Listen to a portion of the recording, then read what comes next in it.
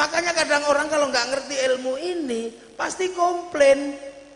Bukan apa-apa, yang kuat itu yang sholawatnya Allah, sholawatnya malaikat, diimbangi kita, pasti katut. Lah ini makanya kita ini Masya Allah, hidup di era seperti ini, sholawat adalah jalan keluar. Dan dari dulu, makanya sholawat itu macam-macam. Ada sholawat tibil kulub, ada sholawat fatih. Kalau sumpit, sholawat fatih. Kalau lupa, sholawat lupa. Loh, ada sholawat lupa. Kalau sampean belajar kok susah nyantol, ada sholawat namanya sholawat lupa, sholawat nisyan. Ini kalau dibaca 100 kali setelah habis subuh selama 41 hari, itu akal kita insya Allah punya kecerdasan mengingat sesuatu tanpa membebani.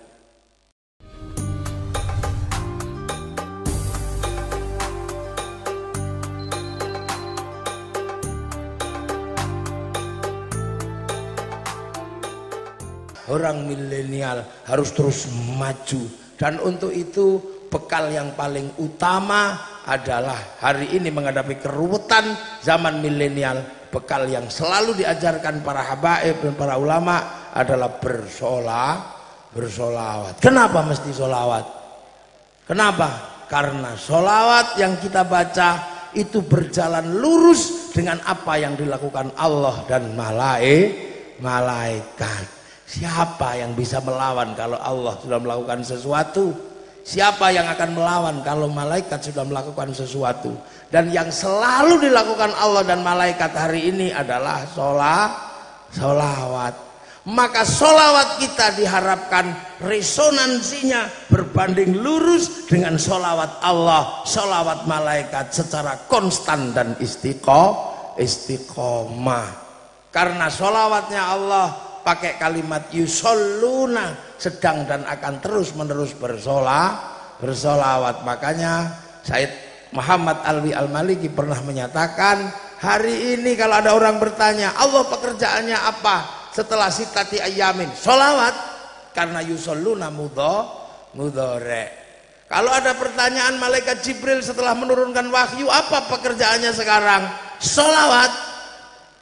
Kalau malaikat Israfil belum bekerja, belum niup trompet, lantas apa pekerjaannya sekarang? Solawat. Maka solawat yang kita lakukan setiap detik, setiap tarikan nafas sebenarnya seiring berjalan dengan solawat Allah, solawat malaikat pada Rasulullah Muhammad Sallallahu Alaihi Wasallam. Berjalan dalam irama solawat ini, tidak ada satupun problem di dunia yang tidak bisa dibuka. Karena pertemuan sholawat manusia, Allah dan malaikat, inilah kunci perubahan besar di muka bumi. Maka hal-hal yang mustahil akan jebol dengan sholawat. Di situlah. Dan kita diajarkan setiap hari untuk apa? Bersolawat seiring dengan sholawatnya Allah, seiring dengan sholawatnya malaikat. Allahu Akbar itu seiring dengan sholat, tapi sholat ada jedanya. Allahu Akbar itu seiring dengan adzan, tapi adzan ada jedanya antar waktu. La ilaha illallah ada jedanya, karena itu yang paling selalu dilakukan seluruh dunia, itu adzan. Berzikir Allahu Akbar seiring dengan adzan di seluruh muka bumi. Tapi kalau kita sholawat, setiap tarikan nafas, setiap detiknya kita sedang berjalan seiring dengan sholawat Allah, sholawat malaikat, sholawat manusia yang tertuju kepada Rasulullah Muhammad Sallallahu Alaihi Wasallam. Ini loh sebenarnya kuncinya kenapa sholawat itu mandi, kenapa sholawat itu manjur. Karena dijalankan seiring. Kalau punyamu nggak manjur, sholawatnya malaikat yang manjur. Kalau salawatmu sambil ngantuk dung gini, sholawatnya Allah yang manjur. Punyamu bonceng di situ. Kalau kalian kan sholawatan kadang setengah hati, wong setengah ngantuk. Ada yang emosi sudah capek karena kiainya nggak datang. Ada yang emosi karena cuman kebagian tung tok. Sholawatan dari dulu cuman tung, kayak nggak berguna, tung mana yang belakangnya keman kebagian tung itu. Ada yang tang, ada yang mang tung dok. Uripmu ora kanggo to lele ya tung. Akhirnya malas. ada yang marhaban ya Nurul. Kenapa digigitnya? Nyamuk. Sholawatnya nggak serius. Kadang ya Nabi salam alaika.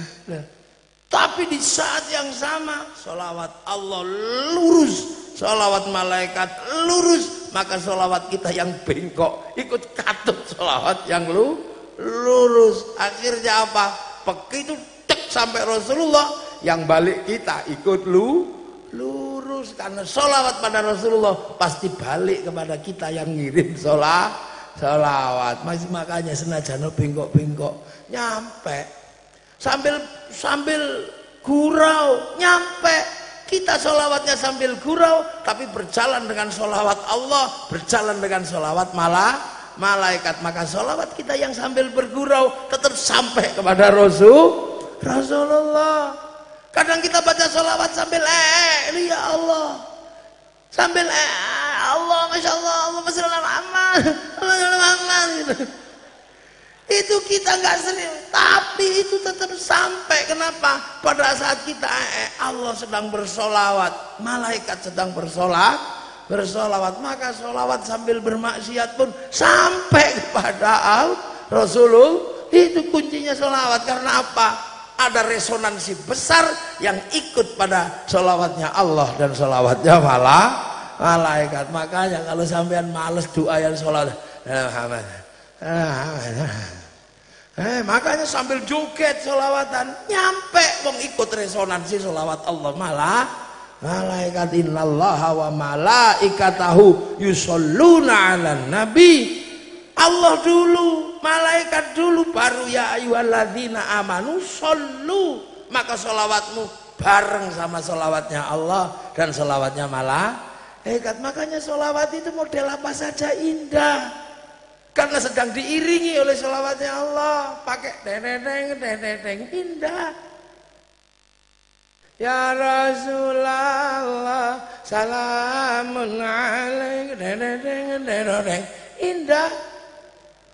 Pakai gendera ya indah. Mana ada yang seindah solawat? Nggak ada, Beb. Saya sudah penelitian, mulai dari lagu dan irama yang seindah solawat nggak ada. Pakai Sunda ya Rasulullah salamun alaik, tetap indah, bareng solawatnya Allah. Pakai model marhaban ya nurul aini, marhaban indah. Pakai orang tua halo ya Nabi salam alaika, indah. Nggak ada yang nggak indah. Karena apa? Bareng. Wassalamun mustamirun kulaki ni'ata jaddat, indah. Ya Badrotim, ya Badrotim tim min hazakul, indah. Nggak ada yang seindah solawat. Pakai apa aja indah. Pakai bendera slang bagus, pakai bendera sepak bola bagus, pakai tangan toh bagus. Saya punya murid masih kecil gak kebagian bendera, pakai sarung bagus, padahal bawahnya gak pakai apa-apa. Iya bagus. Itu sholawat. Karena apa? Naik di sholawatnya Allah, sholawatnya malaikat. Kamu jatuh cinta, ditolak sama perempuan, bacakan sholawat I love you. Jangan macam-macam loh. Makanya kadang ini sholawat itu indah. Pakai caranya orang Kalimantan Selatan, sholawatan ya indah. Ya Rasulullah salamun alik munalik ya Rafi'a syani wa darajiat wa tayaji ratalalame ya uhailal ju, ya uhailal ju diwal karomi kota baru gunungnya Bamega. Bagus. Sholawatannya orang putus asa karena tinggal kekasih, bagus. Ya Nabi salam alaika, ya Rasul salam salam alaika ya Habib, salam alaika, salawatullah alaika. Bagus, pakai terbang bagus, pakai organ bagus. Cuman Habib Idin nggak berani pakai organ, takut dimarahi. Nggak tahu siapa yang mau marahi. Oh, Habib Idin kok masih ada yang berani marahi? Ya cuman nggak ada yang bisa main. Pakai rock bagus. Allahumma sholli ala sayyidina Muhammad wa ashghilil zalimin bil zalimin. Bagus. Wa akhrijna min bainihim salimin.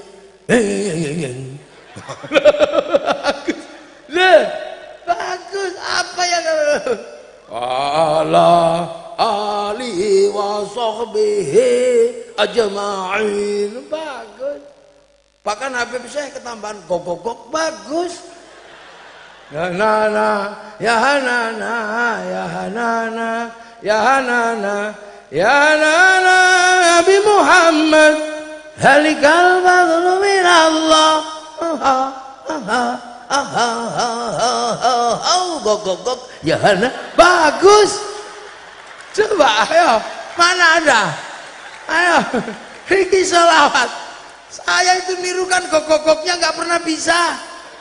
Kalau depannya berani taruhan saya, bagus saya. Depannya gogok-gogoknya nggak bisa.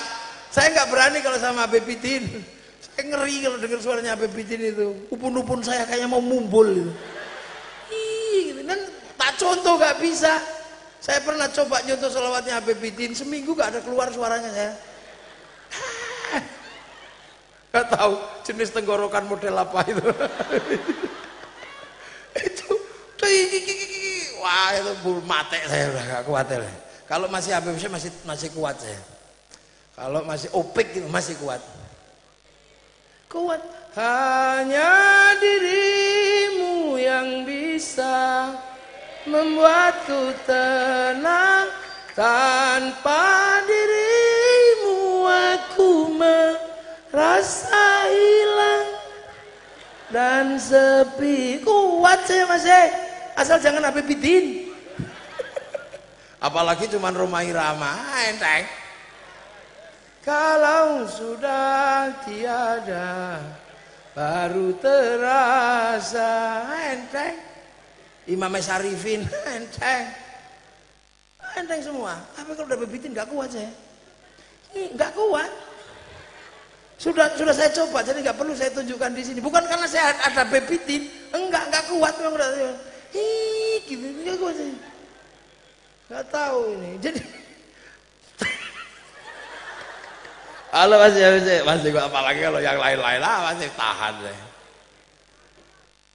Masih kuat, apalagi kalau dangdut koyo Via Valen enteng. Nela Karim. Tapi kalau sholawatan indahnya luar, apa aja indah. Pakai iya, itu juga indah. Makanya kadang orang kalau nggak ngerti ilmu ini pasti komplain. Bukan apa-apa, yang kuat itu yang sholawatnya Allah, sholawatnya malaikat, diimbangi kita pasti katut. Makanya sholawatan ini indah. Wayang nggak bisa. Wayang yang kemarin yang Pak Mantep itu indahnya kalau cuma pakai bahasa Jawa. Pakai bahasa Indonesia jelek wayang itu. Coba sekarang dipraktekkan. Oh, bumi gonjang kanjeng langit kelap-kelap. Oh, bumi berguncang-guncang langit berkedip-kedip. Nggak jadi. Udah tak coba.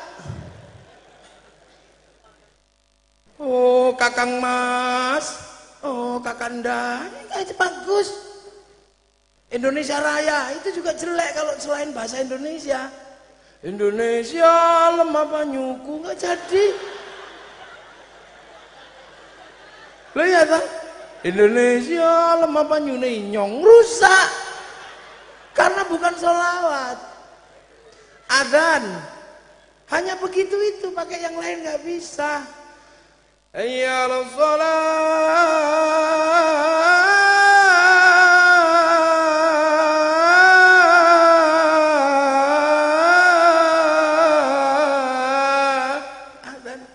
dangdut rusak. Hayya 'alas shalah, bubar gak bisa. Iya kan? Kalau sholawatan apa lagi dangdutan ya enak. Ya Rasulullah salamun alaik, tambahi tototeng ya enak. Duhai senangnya pengantin balik enak. Indianan ya Rasulullah salamun alaik ya Rafi'asya Raji afata ya jiratal alami ya wailal jud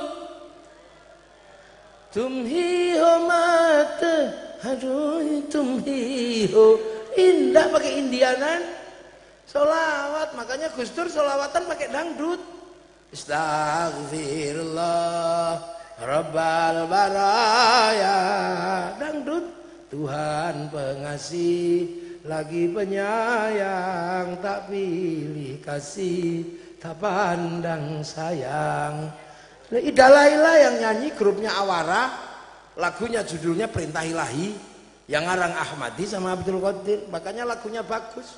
Kalau lagu sekarang bikin pusing. Di mana? Di mana? Kemana? Kemana? Ini lagu takok. Atau lagu yang nggak ada suaranya, popong doc. Lagunya Inul. Sampai kiai-kiai dasar goyang setan, penuh syahwat. Ya nggak apa-apa, cuman Gus Dur nggak apa-apa Mbak Inul gitu aja kok repot. Orang marah semua. Gus, itu goyang penuh syahwat, kenapa kau katakan nggak apa-apa? Jawabnya Gus Dur, loh, emang sampean lupa kalau aku udah nggak lihat? Ya, lah ini makanya kita ini masya Allah hidup di era seperti ini. Sholawat adalah jalan keluar, dan dari dulu makanya sholawat itu macam-macam. Ada sholawat tibil kulub, ada sholawat fatih. Kalau sumpit sholawat fatih, kalau lupa sholawat lupa. Lu ada sholawat lupa. Kalau sampean belajar kok susah nyantol, ada sholawat namanya sholawat lupa, sholawat nisyan. Ini kalau dibaca 100 kali setelah habis subuh selama 41 hari, itu akal kita insya Allah punya kecerdasan mengingat sesuatu tanpa membebani. Sederhana aja bunyinya, cuman Allahumma sholli wa sallim wa barik ala maulana Muhammadin wa ala alihi nuril mudhibil nisyani binurihi fi kulli lamhatin wa nafasin adada ma wasi'ahu ilmullah. Loh, lalina. Ya kalau mau sholawat itu ke rumah, bawa gula teh. Ya, nah hari ini umat Rasulullah dengan cara Indonesia disolawati. Apa? Bangsa ini tenang, berbeda-beda tenang, berbeda agama tenang. Paling cuma ada riak-riak kecil, pergi ke gereja kafir, paling cuma itu aja. Dikit habis itu hilang lagi. Rodok rame-rame, kalau kau tidak kalau tidak menangkan kami, aku khawatir tidak ada yang menyembahmu. Enggak lama, cuman seminggu hilang Indonesia karena disolawati sama Baby Tin. Hilang. Apalagi sekarang Pak Prabowo sama Pak Jokowi udah jadi satu. Selesai lah mate kon ya.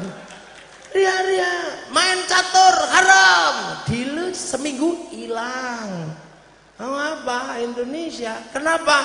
Karena Indonesia oleh para ulama jelas-jelas gak bisa kalau tidak dititipkan kepada Rasulullah. Maka nenek moyang kita nitipkan Indonesia pada Rasulullah Muhammad Sallallahu Alaihi Wasallam.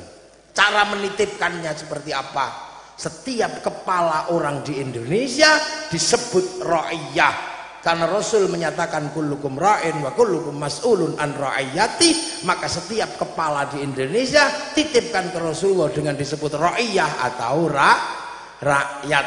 Dan satu-satunya bangsa muslim dunia yang sanggup mengambil kalimat ra'iyah untuk menyebut warga bangsanya hanya ulama Indonesia. Jadi sampean itu ro'iyah, rakyat, makanya tenang aja, per kepala udah dititipkan Rasulullah, nggak usah khawatir. Menempati sebuah kawasan, titipkan pada kekasih-kekasih Allah, maka kawasannya disebut wilayah. Kalau sedang berdiskusi, titipkan kepada Allah, wasyawirhum fil amri, maka diskusi ro'iyah disebut musyawarah. Titipkan ke Allah, semua titipkan. Kalau lagi bermusyawarah, jangan menang-menangan sendiri, titipkan ke Allah. Tafassahu fil majalis fafsahu yafsakhillah. Ruang musyawarah dikasih nama majelis. Ngangkat pemimpin, titipkan sama Allah. Wasi'a kursiyus samawat, maka kedudukan pemimpin disebut kursi. Dan wilayah yang kita tempati akhirnya disebut Negara Kesatuan Republik Indonesia. Makanya inilah jawaban kenapa Jazirah Arab satu bangsa bisa pecah menjadi puluhan negara, Eropa satu bangsa bisa pecah jadi puluhan negara, tapi kenapa kita yang puluhan bangsa mampu bersatu dalam satu negara Kesatuan Republik Indonesia? Karena dititipkan pada Rasulullah dengan sebutan ra'iyah atau rakyat, dan Rasulullah mendapatkan beban rahmatan lil alamin yang diajarkan waja'alnakum syu'uban wa qabaila lita'arafu. Ini kalau bukan para wali nggak bisa dulu meletakkan hal seperti ini. Makanya untuk tetap membuat situasi tenang, rakyat sudah dititipkan ke Rasulullah, kalau ada sesuatu siram dengan sholawat. Antara yang ada dan yang tiada bersatu dalam nama Rasulullah Muhammad sallallahu alaihi wasallam. Makanya sholawat, makanya bibidin sholawat, tenang. Harap apa udah tenang sekarang. Maka sekarang jadi pertanyaan oleh orang seluruh dunia, bangsa kita menjadi bangsa yang mempersiapkan dirinya untuk menjadi bangsa milenial, karena milenial adalah bangsa yang bisa bersatu dengan bangsa manapun. Kamu boleh menggunakan pola pikir Eropa, kita boleh menggunakan pola pikir Belanda. Kita tidak lagi menggunakan aku cinta padamu tapi I love you. Kita tidak lagi menggunakan model rambut Indonesia tapi rambut Amerika mohawk, atau rambut Korea miring. Kita tidak lagi menggunakan makanan Indonesia tapi spaghetti. Tapi antar bangsa tidak boleh lupa, batas milenial terakhir adalah batas bangsa dan negara. Karena sehebat apapun kemampuan kita memahami Amerika, kalau kita pergi ke Amerika tetap ditanya pasportmu mana. Sehebat apapun kita memahami bahasa Arab, ketika masuk ke Saudi tetap ditanya pasportmu mana. Maka batas terakhir milenial adalah batas bangsa. Maka seliar apapun pikiranmu dan batinmu, jangan lupakan bahwa kau tetaplah bangsa Indonesia. Makanya kalau mau menyelesaikan bangsa Indonesia, kita selesaikan dengan cara Indonesia. Dulu waktu awal Indonesia berdiri, semua pengen penyelesaian. Ada yang menginginkan mari kita selesaikan bangsa ini dengan cara Belanda. Maka nenek moyang kita melahirkan sebuah naskah besar, tenggelamnya kapal Van der Wijk. Apakah bangsa ini akan diselesaikan dengan cara Arab? Lahir naskah besar di bawah lindungan Ka'bah. Milenial tidak tahu itu, milenial komik aja nggak ngerti. Apakah akan diselesaikan dengan cara Eropa? Lahir naskah besar, salah asuhan. Apakah akan diselesaikan dengan cara Indonesia murni? Lahir naskah besar, Siti Nurbaya. Maka kenapa sekarang ketika bangsa ini bermasalah, kau cari penyelesaian keluar? Hizbut Tahrir didirikan oleh Taqiyuddin An-Nabhani untuk menjadi penyelesai problem Filistin, dan itu gagal. Kenapa kau tarik ke sini untuk menjadi penyelesai problem Indonesia? Ikhwanul Muslimin didirikan oleh Hasan al-Banna untuk menyelesaikan masalah Mesir, dan itu gagal, bahkan Mursi digantung. Kenapa kau bawa ke Indonesia untuk menyelesaikan bangsa Indonesia?